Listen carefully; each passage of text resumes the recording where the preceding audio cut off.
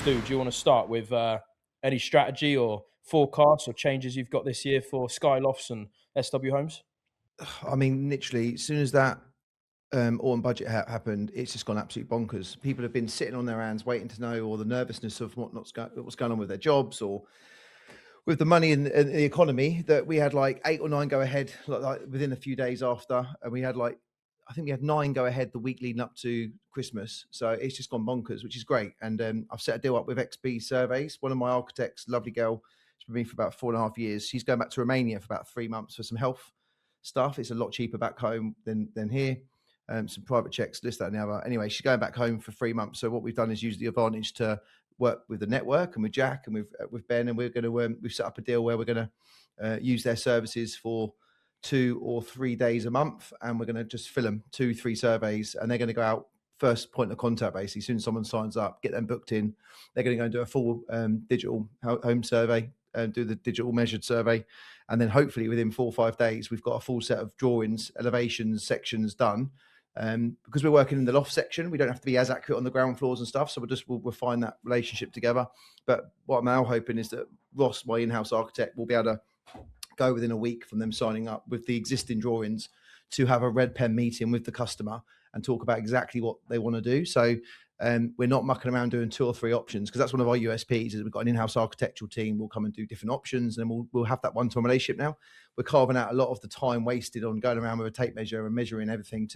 We're very OCD in our company. We want everything to be, and that's one of our strengths, is that our fitters and our loft teams and people who work with us love the amount of time we spend on our drawings. It makes everyone's life so much easier.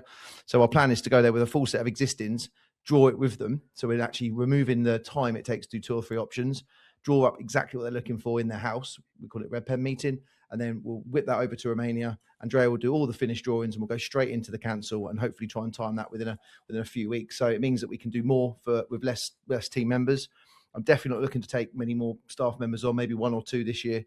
But yeah, no, I mean, we're excited because that changes the whole infrastructure. So that will change the whole wave of how the business runs. So it's almost like re-engineering the wheel from the start again, which is great, because then you can look at your team players, work out actually what we want from them. When Meg went on maternity leave, I spent Boxing Day with her and her family. She's doing really well. Looking forward to getting back. Got massive FOMO. She's been a great mum, but she definitely is career driven as well. She's back in June. But since then, when she put up on Instagram that she was pregnant, I had 2 employees who were excellent for different reasons, that we ended our journey after sort of 3 and 4 years. A couple of years has passed. They both had kids. One's getting divorced. One is very happy, but tried to run a little bakery thing, didn't work out, but they've come back both part-time. So what's happened now is we've got 2 people who are fairly experienced in a job they've done only a few years ago that are filled in part-time positions. And I've changed the whole sales pitch now to say, we've got 2 young ladies who have been with us. Here's our 10-year book to show all the memoirs of our company. These girls have been with us. They're going to have families, and now we're supporting them, and they're back 4 days a week each. So we're telling customers that they get a relationship manager Monday to Thursday or Tuesday to Friday. And, if you send them an email on the Monday, they're not in, you wait till Tuesday. We're not saving lives here. So the whole sales pitch has changed around the customer. It's like, these are our rules of the game. This is how we operate, and this is what we do. And some customers love it because we're honest, we're ethical, we're trying to help. One's a single parent, one's a small, young family. Like I said, we're not doctors and surgeries, we're not 24/7, but we're structuring the whole thing around to make it work for us.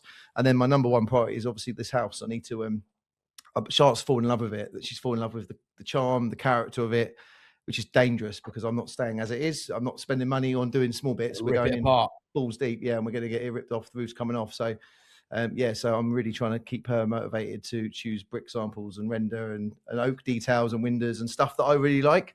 But she's really pulled me away from this big glass triangle front, this big atrium I wanted to do.